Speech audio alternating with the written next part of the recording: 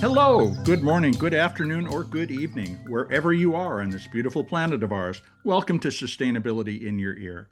This is the podcast conversation about accelerating the transition to a sustainable carbon neutral society, and I'm your host, Mitch Ratcliffe. Thanks for joining the conversation today. We're going to talk about sustainable business, making it sustainable, making it profitable. In other words, making it a business. Many people still believe that sustainability is just a cost center. It's a compliance hassle, a PR move, or something that hurts profits. And this belief has kept many companies from joining the green transition. Instead, they're waiting for rules to change or others to show how it works. But the data tells a different story. And according to our guest today, when manufacturers in Denmark account for all their inputs, more than 20% of raw materials they purchase never reach a finished product. Instead, they bleed out as waste, excess heat, and other byproducts. And that's not just an environmental problem. That's money leaving through a hole in the floor. And it points to something deeper. Sustainability, when done right, isn't a cost to be managed. It's a source of competitive advantage that most business leaders have not yet learned to see. So I'm joined today by Jasper Steinhausen, founder and CEO of Business with Impact, and the author of the book, Making Sustainability Profitable. Jasper is a longtime circular economy business consultant to businesses in the Nordic countries. Over the past 2 decades, he's worked with over 100 companies and has served as an advisor to the Danish government's Green Transition Fund. He's developed a framework, the Impact Blueprint, that's a guide for business leaders to step through 5 key actions that connect sustainability with growth, resilience, and profit. Companies that use it have reported their best financial results ever. So let's talk with Jasper about common mistakes small and medium-sized companies make when starting with sustainability, how circular economy thinking is really about using resources better and making more profit, as well as how companies that go beyond just following the rules can stand out from the competition. We'll also try to get into some tougher questions like why the business case isn't catching on faster, how to tell real sustainability from greenwashing, and whether businesses can move quickly enough to meet what science says is needed. To learn more about Jasper's work, you can visit bwimpact.com. That's all one word, no space, no dash, bwimpact.com. And you can find his book, Making Sustainability Profitable, on Amazon and at Powell's Book or your local bookseller. If sustainability is truly a profit driver hiding in plain sight, why do so many business leaders still see that as a burden? And what would it take to change that? Let's find out right after this brief commercial break.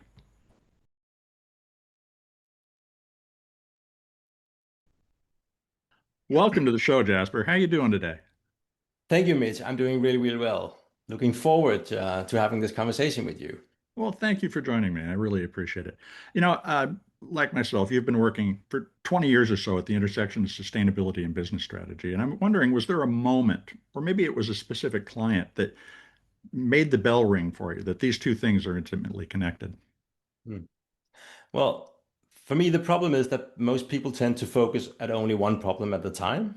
Hmm. Right? So we tend to isolate problems, and especially those that we don't quite understand. And so that's not just a sustainability thing, that's just how our brains work, right? But reality is that sustainability integrates into so many areas in a business, as you probably realize yourself, right? And I've always kind of been looking at the positive side of things, looking for the opportunity. And at some point back in the mid 2000s or so, I was very much into climate at that point. This was heading up towards COP15 in Copenhagen in Denmark. So climate was the thing. So also for me, I started looking at climate as the opportunity to innovate and to rethink and thereby to solve more than one problem at the same time because there was lots of stuff that needs fixing, right? And my experience from working and educating myself in marketing back, right after I left university, was that the more I talk to people about what they care about, the more they listen. And then I basically just started to connect the dots about what is the types of problems that they do care about, because a lot of them don't necessarily care or care enough about sustainability. It's not the top priority. So just started to look at, well, what happens if I get curious in understanding what is your top priority and how does climate sustainability, whatever is your your slice of this pie, how does that sort of intersects into that problem? And then, speak to solving that problem in a way that also has impact. So basically turning sustainability into the toolbox and then trying to use that to solve the problem that people care about. And that kind of just, things started moving easier. It was conversations people were more interested in having. And from there on, I've just sort of been refining that process for, yeah, 20 years plus. Well, as you say, there are a lot of problems, and the range of challenges that a business or a policymaker faces today is growing constantly. What do you find the primary motivation is? Is it profitability, or is it a combination of business sustainability in the financial sense and a desire to do better? Where's the motive lie these days? Well, it depends. And usually I just start by asking people, what Hmm. is your top priorities right now? What do you really want to succeed with? Not necessarily in sustainability, but what do you really want to succeed with? What's your, where's your head on the line? What have you promised the board or you're a senior executive or whoever I speak to in the organization, right? Um, so rather than sort of having a conversation around sustainability, I just find it's more interesting to have a conversation about what do you really want to achieve, right? But I Hmm. do find that there are lots of leaders that has a fairly significant pain, for some absolutely huge, about the values and how they act in their private life, the choices they make around the food they eat, the car, the traveling, their housing, the what they buy, what they choose to repair, all of that, what they eat, all of that. There, they feel like they have conscious choices, factor in Hmm. sustainability, can see how it has influence on their life and the quality of life, and what they believe in terms of what you eat and how does that do to your body, and skincare products with chemicals, no thank you, and all of that. So they make a lot of conscious, smarter, better choices there, and then they go to work there for 8, 9 hours every day. And there, they just can't connect the dots, right? So they're basically in a split and they're not capable of living up to their values in their professional life, which is a big part of your life, right? And that's painful. So for some, there is an underlying personal pain point, but it always comes down to, at the end of the day, I'm being measured on delivering on the business results. Hmm. And if you're not in a company that is super advanced and mature on sustainability and it's an integrated part of the brand and everything, well, then it is a distant second to cutting costs, increasing sales, attracting talent, all of that, right? So I guess to come back to your question, the short answer is that it's the business side for the vast majority, Hmm. but a lot of them has a personal drive underneath. They just cannot connect them, so they don't even try. They don't know how to do that. So when I help them do that, it becomes really, really also a personal relief for them. So, what would you say is the most common objection you hear when you make the argument to, say, a room full of CEOs that sustainability can be profitable? Is there a common myth that you can dispel right off the bat? Yeah, I guess they don't say this, but I'm pretty sure they think this. BS, this can't be true. But they don't tell that to my face, polite people as they are. But the thing is that, and I've asked people on all continents where people live, and I get everybody to. So I've had one person I don't know how many people I've asked this, but a lot. Everybody kind of says sustainability is a problem. It's expensive. It's hard for business, and we got to compromise in so many ways. That seems to be yeah, and like you're kind of saying, yeah, I get that. It sounds like that, like where I live, right? So it's it's the guiding and decisive narrative, apparently more or less globally, on what sustainability is. Reality is that sustainability delivers competitiveness. It drives down cost, it drives innovation, it fuels engagement, and engagement equals productivity, less sick leave, attracting talent, more innovation again, all of that. And if you combine all those and you advance further and further, it also starts to lead to increased customer loyalty because you make better solutions and you also find people and companies who actually want that and see that alignment. So there is so much business value to be gained out of this, and people just don't get that. And when we make that I call a mental transformation before we're capable of doing a business transformation, but when you get that part, it's kind of like all of a sudden it's like, well, what have I been thinking for all these years? Well, and you're describing the recognition of a series of connections that constitute the system in which the business is doing its work, whatever that work Yeah. might be. And one of the things that was interesting and why I wanted to talk with you is that you framed this all initially as a waste issue. And I was surprised by the Danish manufacturing results that you reported that 20% of the raw materials never make it into the product or service. For business leaders who haven't thought about it that way, how does framing sustainability primarily as a resource efficiency problem change the conversation? Does it make it easier to take that first step for a lot of business leaders? Hmm. Well, it's a really good question, and I would say in general it shifts quite a lot. The thing is that business leaders don't really know how to deal with resource flow strategically, and there is a Hmm. reason for that because from around the early 1950s to the early 1970s, what is often referred to as the golden age of capitalism, right? We had this notion of seemingly abundance in energy and material, and the prices just kept falling, falling, falling, falling. Hmm. So it became less of a strategic issue and more like a cost of operations and something to hand down the chain to somewhere, head of manufacturing or whatever, where often it sits today. And if you look at it, then in literature, leadership literature, it gradually disappeared as a strategic part, and then leadership training, meaning that today's leaders have never really been trained in strategically looking and working at the flow of resources, but focus mainly on the flow of time and flow of money, Hmm. right? So the thing is that you could basically say through no fault of their own, because nobody ever taught them. It's never been part of their education. It's never been part of their portfolio.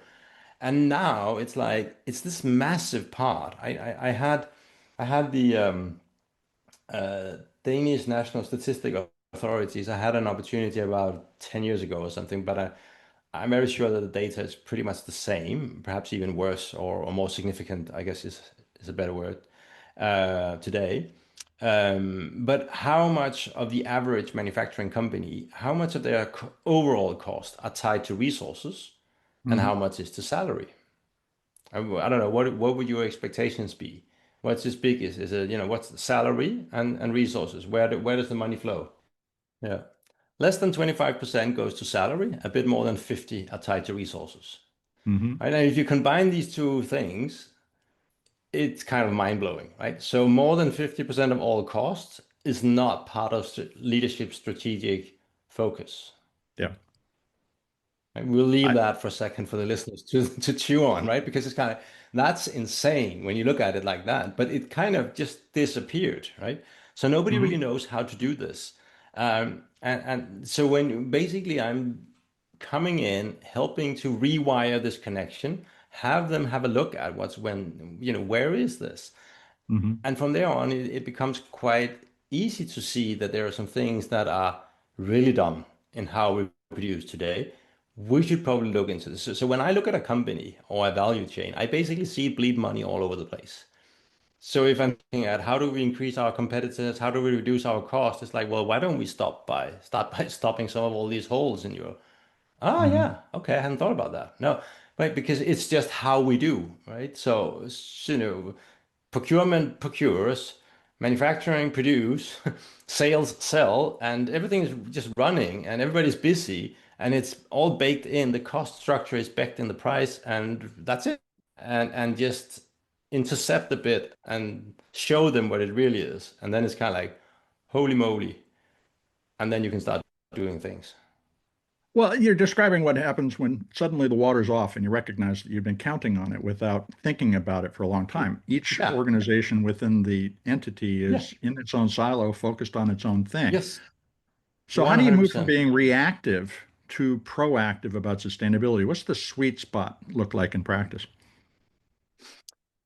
Well, um, I guess you could say that things move a little bit easier because all of a sudden you align strategy and offering and your team with a bigger goal, with something bigger than yourself, right?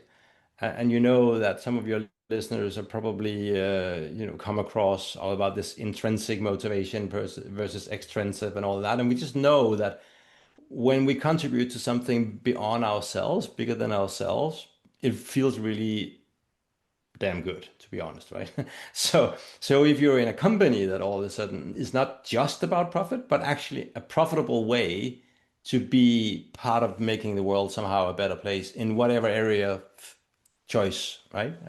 Whatever fits that company. But we all can see that a lot of things in this world is out of balance and we are moving in the wrong direction in many areas, whether that's looking at climate change or biodiversity or plastics or amount of chemicals or whatever it is, or something in the social space, whatever is your flavor. That's up to you. Um, and the second you can kind of like see, well, now I'm part of a team or a culture or a company or a movement or whatever you want to see it like, who is actually really taking some steps. And we are now leveraging the power of the business, right? It becomes you might make these choices at home. I buy an EV and I eat up all my groceries, try not to waste anything, and I sort my waste. Yeah, but if I manage to get my business to be, it's this massively leverage point, right? Hmm. So you get that alignment, and it's really about you make better products because you use this as an innovation platform and you put the customer's problems at the center, so you come out with solutions that are better for clients, better for the planet. You love doing it, the team becomes more in tuned and stay longer, work harder, and all that, and that's why they beat the hell out of the competitors. It's simply a better way of doing business. Well, you see yourself within a larger system, a bigger context, and that allows you to both find greater motivation as well as more opportunities for the kind of innovation you're talking about. Can you, in the Yes. context of the impact blueprint that you have, um, Yeah. share the principles that a leader listening right now on their commute can identify and potentially apply when they get to the office? Sure. Well, there are five steps to it, right? And the first one is, well, I'll just tell the five first. So the mindset, mission, mapping out a course to move towards it, actually doing stuff, and then going out and talking Mhm. about it, right? So those are the five steps inside. The mindset part can be difficult to start at when you get to work, but you can start at work on your mindset when you get to work, Mhm. to your work, to the office or the factory or whatever it is. But the mindset part is basically a lot of what we've already been talking about, right? Shifting out of this, it's bad, costly, problematic, compromising, all of that, and into the opportunity space, to seeing, to not don't start with what environmental problems should I solve, but what business problem is I most focused on solving, and then try to look at that through that set of glasses, basically, that Mhm. sustainability offers, or through the flow of resources. How does that interconnect with the problem? And don't go with that. It's just more costly. It's an innovation game. Find ways to make better solutions and all of that. So that's in the mindset part. And All right. and um and by the way, if you would like to, I would be happy to gift your listeners a digital copy of my book, and then they can dive into the chapter and actually read all of that if they like. Great. Uh, We'll include a link in the article that goes with okay, the. sure, perfect. Yeah, well, because then basically you can just read chapter three, and that will do that. So Okay. that's a 20, Okay, 20 minute everybody. read or Chapter something. 3. Check it out. Chapter three.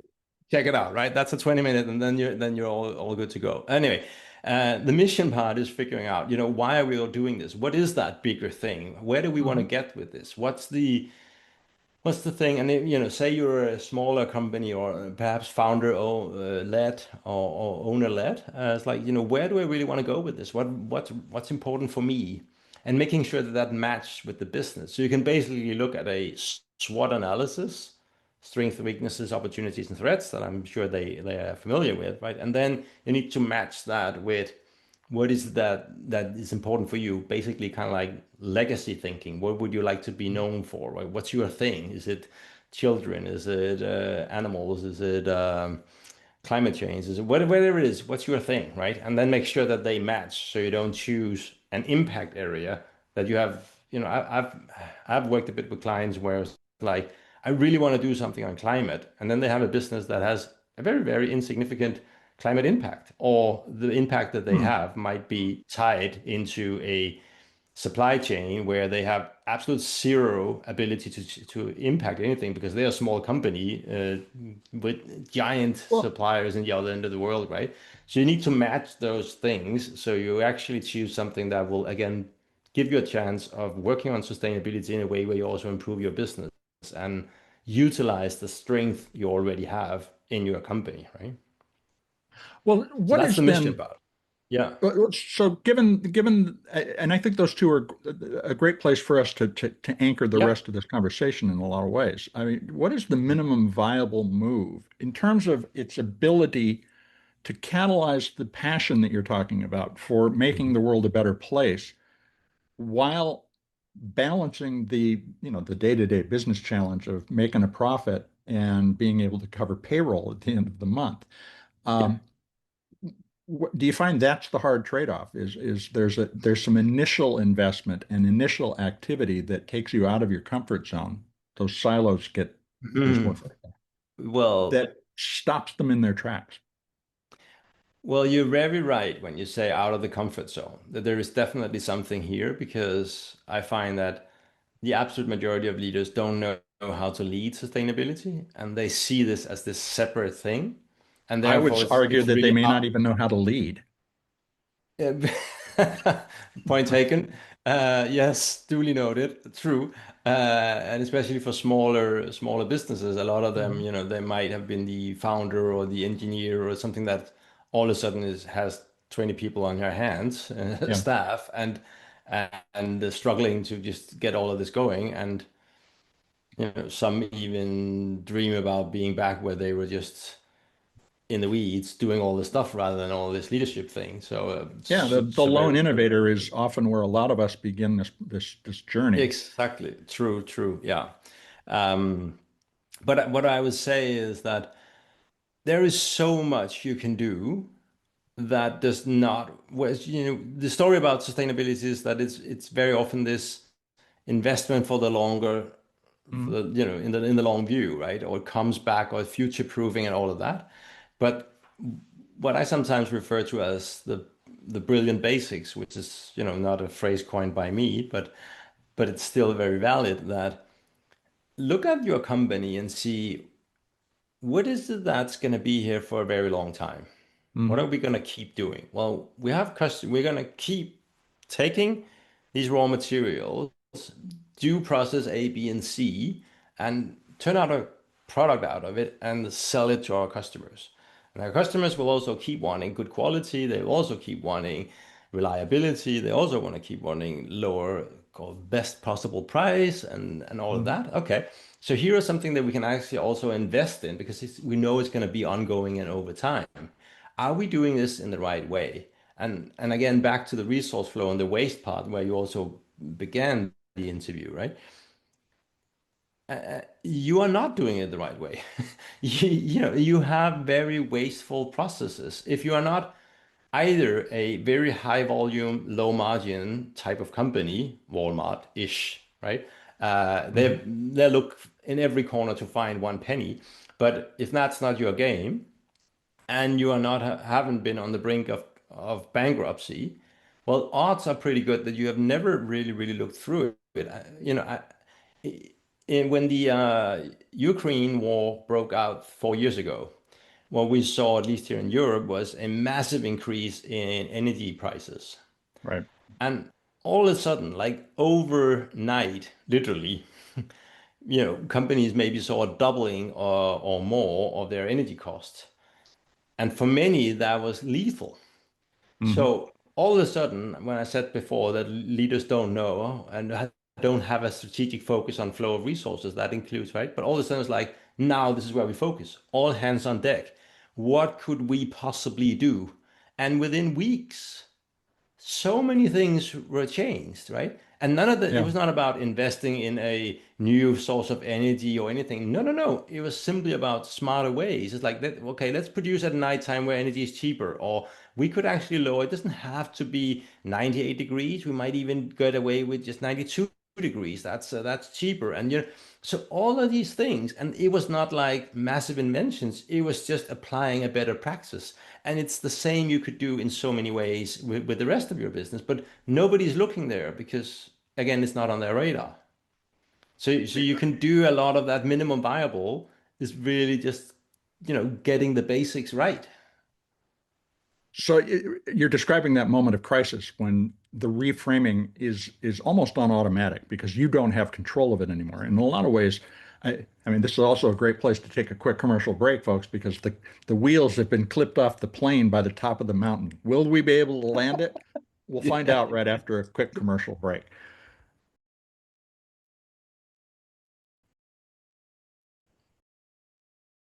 Welcome back to Sustainability in Your Ear. Now, let's get back to my discussion with Jasper Steinhausen. He's the author of Making Sustainability Profitable and founder and CEO of Business with Impact. So, Jasper, one of the testimonials that I read about your work is that in a single coaching session, you reframed an entire business through your questions. What do those questions look like? When you sit down with somebody and they say, I Hmm. know I need to do something, I think it might be sustainability. How do you drill in to find out what they Yeah. can actually do? Well, well, I can walk you back to that specific session if you like, Sure. because it was I think it's a story that or a situation that underpins quite well what we've been talking about already. Um, so it's a company, and they sell a water product of really really really Mhm. high standard, and has a lot of interest in sustainability from the founder, the owner, and but we're struggling a bit with getting traction in the marketplace around it, and getting people to support it in various ways, whether there was investors or partners or whatever. But it's kind of like she was clearly more passionate about the sustainability part than a Mhm. lot of the peers around her that she was trying to persuade to get to find that, or to sort of get into that same level of passion. But the thing is that she had, it was really, really, really clear water. One of the few that could actually claim that it was not infected with any man-made stuff. So no Mhm. plastics, no chemicals, PFAS, anything? No, right? And I was kind of like, well, what if we reframe this from a sustainable source to just better health, Mhm. right? How many people walk around caring about what they eat and drink? How many care or is frightened about chemicals in their body or in their children? Well, if this was the safe source of drinking water, what would that look like compared to this with the sustainable drinking water, right? And she was like, Does that, "Oh yeah, but I can see." does that, however, get them away from sustainability as a focus of No. the company? How, how do you avoid that repositioning, defocusing the mission to be sustainable? Well, the thing is that in order to be able to deliver it, she had to have those Mhm. standards on sustainability. I Yeah. was just reframing from selling the Mhm. green, quote unquote, solution to selling the value that comes out of doing that stuff. Again, it's Great. back to, That's exactly what I was asking about. So, yeah, is leading with sustainability the wrong way to think about this generally?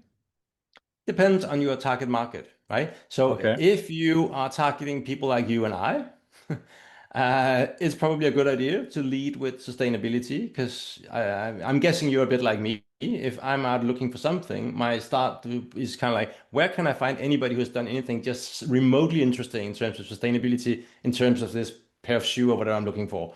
And then on the back of that, okay, which one is been best and all of that. So that's some of what I start with. But majority they don't, right? So if Hmm. it's green versus better, it's almost always go with better, right? So what's the better part that comes out of it? So in the water story here, it's cleaner and safer and drinking water, right? PS, Yep. right? So for instance, there's also why she would not bottle it in plastic, obviously, because then you would Hmm. get microplastics migrating it. That would destroy the quality of the product. So obviously it has to be in glass bottles and everything. So you still you don't devalue your mission or what Yeah. you're looking at, but you reframe the value. And basically it goes like this. Impact follows perceived value. Hmm. And what is perceived as valuable, that's the job. It's to figure out who's my ideal client or whoever I'm trying to sway at any given moment. What do they perceive as valuable right now? And how can I support that through my sustainable thinking? Right? So Absolutely. how does my choices come in and become a way of you becoming more fond of the product because it helps you with the problem you see you have. And I know that at the same time, by the way, it's also good for climate or good for whatever it's good for, right? But that's the icing on the cake. One of the things I've learned over the years is that basing your product positioning on your particular preference can be very challenging because your preference and your values may not map to the markets. So in this case, you've got people are thirsty.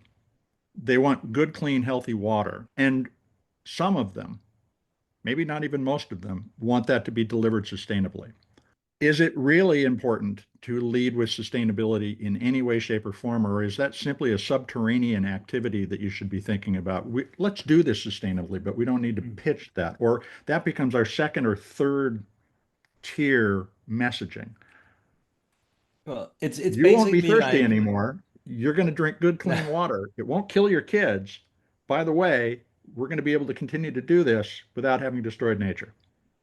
yeah.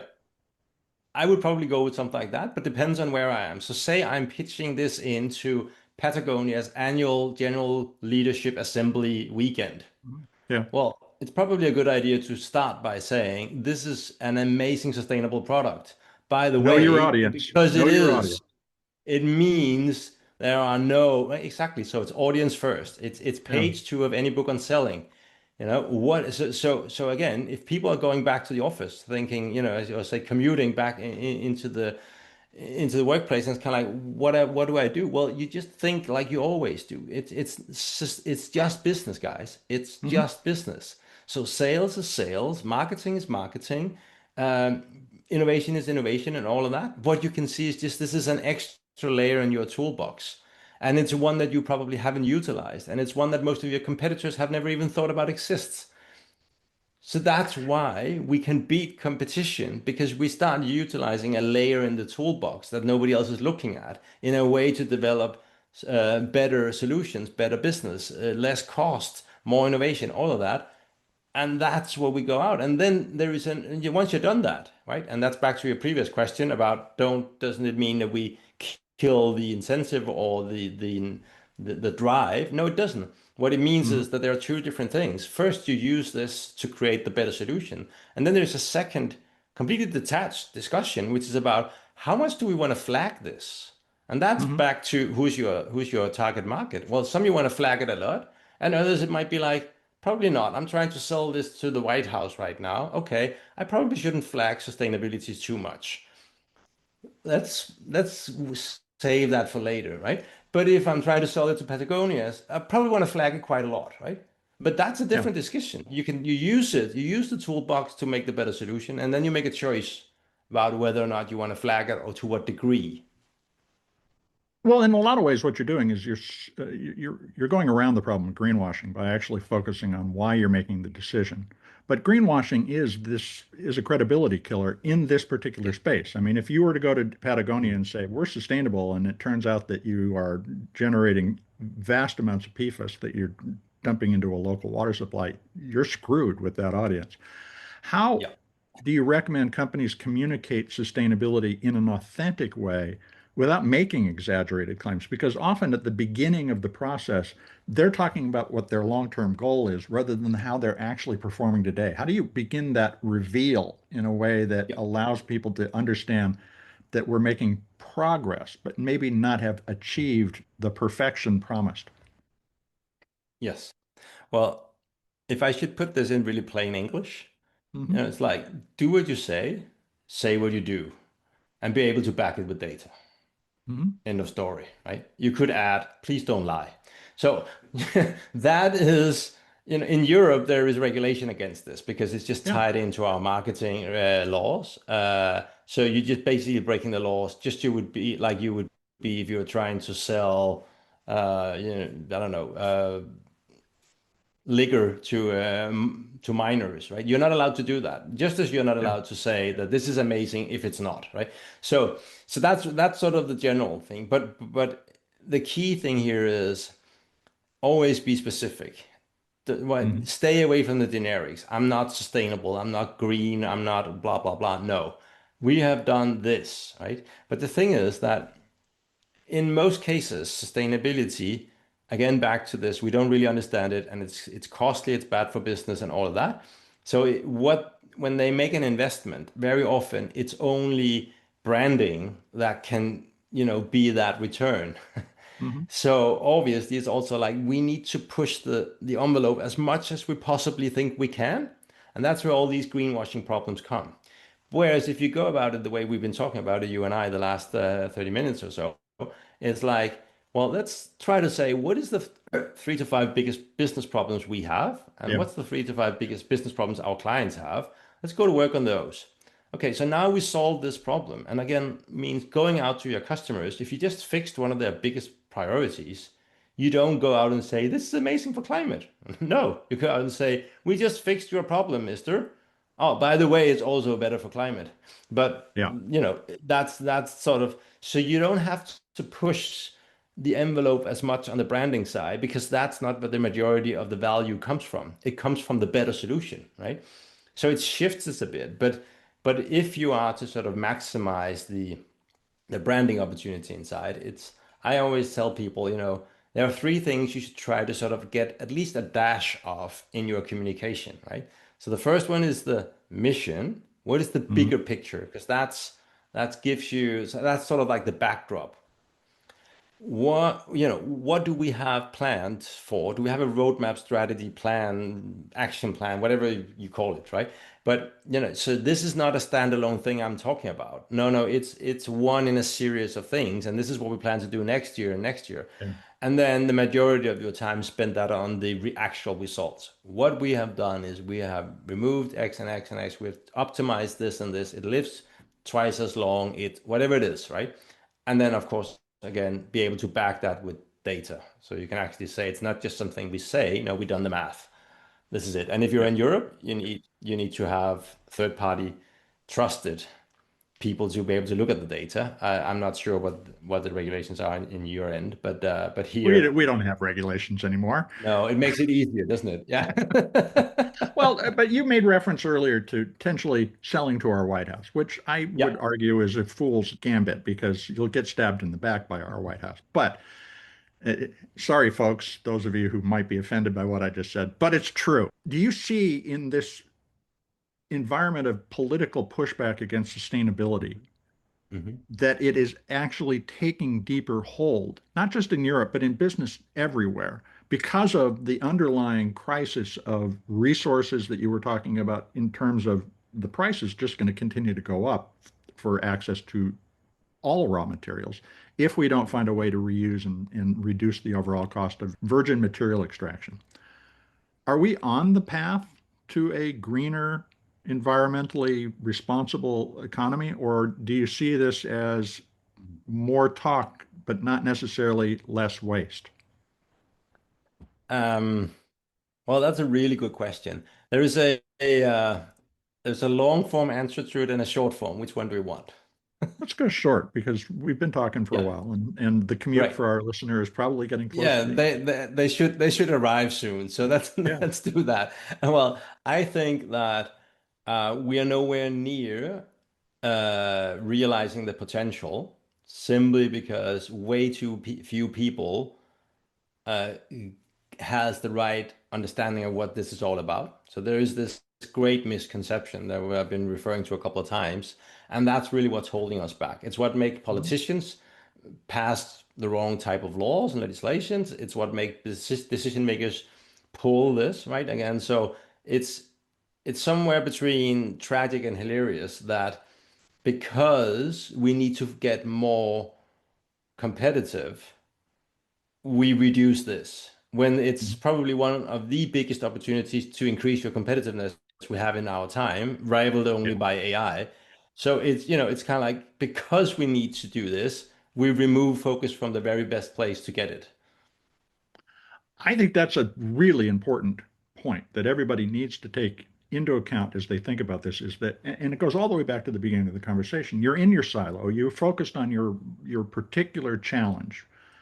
And if you just look up a little bit and see the synergistic opportunities in thinking across the silos to reduce waste overall as a first step, but then potentially even to begin to regenerate nature by putting some kind of raw material back into it, that can be transformative. One of the problems that a lot of business have is that they think in terms of the circular economy only as waste management or recycling. How do you talk about that with your clients? How do you make the case for a full life cycle approach to what you're doing Yeah. versus I took care of my part of the job. I hope somebody else does theirs. Yeah. Well, I don't. I Okay. because the thing is, uh, if they're not ready to talk circularity, I don't talk circularity. But I Okay. might talk it again. I just use different words, right? So What words? again, right? So if the problem is if the reason for taking back is to get cheaper or less, cheaper raw materials or to de-risk your supply chain, because right now I get everything from somewhere in the other end of the world, and we just found that all these international supply chains are far more risky than we thought, and wars here and wars there, conflicts, blah blah blah, all of that. So perhaps it's smarter to start to source in more regional Hmm. waste streams, right? Okay, well, then it might be de-risking the supply chain, Yeah. right? Or cutting cost if it's access to cheaper raw materials or whatever it is, right? So if that's your game, then that's basically I try to listen and tune in. What are they saying? What's your problems? And then if I can, I know I've trained myself to translate into a variety of languages in terms of tribal languages for CFO, CEO, chief technology officer, head of manufacturing, sales, blah blah blah blah blah. So whatever you call it, I can probably find my way into it, right? So that's a lot of the stuff I do is just making sure that they feel that they are on their turf, and in reality, I'm just getting them to use my tools. They're just not necessarily aware of it. And if they are, "Hey, it's important to do circular." Great, let's talk Hmm. Hmm. circular. We can talk circular all night long. But for most, that's not the case. Well, and you really are hitting on the problem or the opportunity really of the times, which is it is the era of code switching, being able to move from one dialogue to another while maintaining continuity, and that's the authenticity or the not the Mm, greenwashing mm. problem that we were talking about a moment ago. If this business case is so compelling, why isn't every company doing it? What's the real barrier? Is it knowledge? Is it the lack of incentives? Is it the need for a new culture or to connect with a bigger culture than your organization? How would you encapsulate that for a business leader who asked? Well, my analysis is that the single biggest barrier, or the first, perhaps that's maybe a better way to frame it, the first thing hurdle to get over is to change that narrative. Because when Yeah. everybody every morning wakes up thinking, this is bad for business, this is costly, and it's gonna restrict me and compromise in so many ways. And then they, get up to their desk and it's kind of like, okay, where were I? Oh yeah, I was trying to cut cost. I was trying to find new creative ways to move into new territory. Okay, I'm probably not going to use this tool because I know that's more costly. That's the opposite of what I'm looking for. It restrains me. That's the opposite of what I'm trying to do. I'm trying to create maneuvering space, and this restricts Hmm. me. So when they think that's what sustainability is about, it never fits the purpose. Reality is it fits the purpose extremely well, but it's kind of like nobody knows. Why? Which is also why I spend so much time sort of trying to push this narrative, right? By, being lucky to be invited on with to talk to people like you, but posting also 6 days a week on LinkedIn and all of that, trying to just reach as many people as I possibly can, because we need this change in narrative and understanding, right? Yeah. Because otherwise, people never get started. They never even get to ask the questions. They never get to open their eyes to realize that, that was strange. Maybe we should have a look at this area.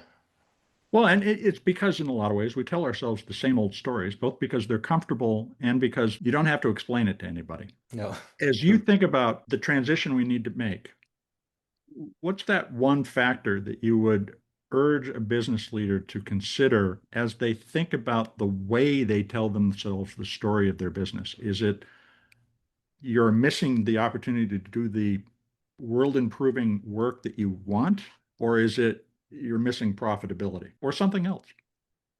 Well, I think right in the world of today, also Mhm. because there's such a fierce competition, harder than ever for most, I would probably lead with the business side. Yeah. That you're, this is, just stop wasting money all the time, right? Bingo. Right? To stop that. And so you could start by simply looking into how many, what percentage of my overall cost is tied into resources? Mhm. And how much of the stuff I buy, the problem with waste is that it's the most expensive and idiotic thing we can create, basically, right? First, you pay good dollars to get the raw materials you like. Then you pay dollars to the people to work on them and for the equipment Mhm. to run. You also pay money for marketing and advertising and sales. And by the time you're about ready, some of all of this is lost. So you pay somebody to come and get it out off your hands. It's Yeah. lose, lose, lose, lose, lose, lose all the way through. And it's also bad for the world. So, if we could just kill some of that, you will save money in procurement. You will save money in less wasted time, and the salary and everything, machinery running, energy, all of that.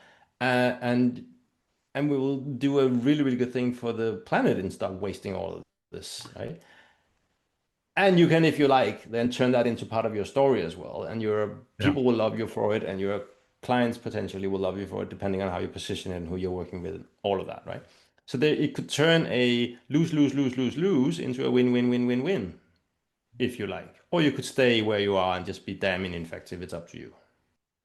I almost don't know how to follow that last line because that is the stubborn, I'm just going to stick to my guns approach that I hear from so many business leaders, which is I don't have time for that. But when you open your thinking to new options, almost invariably any business can recover. How can folks keep up with your thinking? Where can they see you posting on LinkedIn every day? Yeah, well, it's fairly simple because there's only one guy called Jasper Steinhausen. So if you find me on LinkedIn, really love to have you following and engage with my content. Hopefully, there will be something that inspires as well. And then, as I said, I'll be happy to gift you a copy of the book. So look at the show notes, and you can see a link to where you can download a free copy and start with chapter 3 as we talked about. Well, thank you, Jasper, for your time today. It's really been a great conversation. I appreciate it. Likewise, likewise, and thank you for doing all of this. Well, thank you.